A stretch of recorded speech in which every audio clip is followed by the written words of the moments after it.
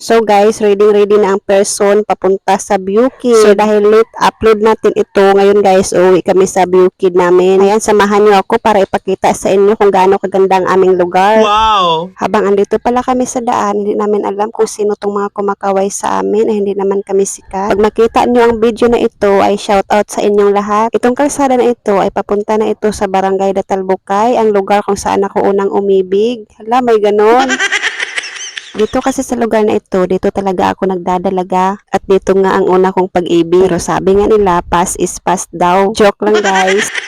Sobrang nakakamiss talaga ang lugar na to guys. Kasi sa totoo lang, dito talaga kami nag-aaral. Nakatira din ako dito ng ilang taon. At dyan sa bahay na yan, dyan ako nag-working noon. Ngayon, sobrang tahimik na. Hindi ko alam kung may nakatira pa dyan or wala na. At kung nakita nyo guys, may mga video tayong kumakalat sa social media, di ba? Ang poste sa sukuti ko ay nasa gitna ng daan.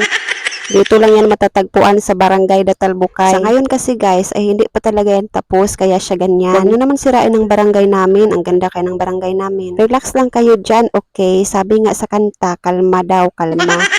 Yan pala yung daan papuntang Barangay Hall. May Barangay Hall ba tayo dyan guys? Ito na pala ang daan papuntang Purok Biatilis. Tama ba yung pagbanggit ko guys? Purok Biatilis.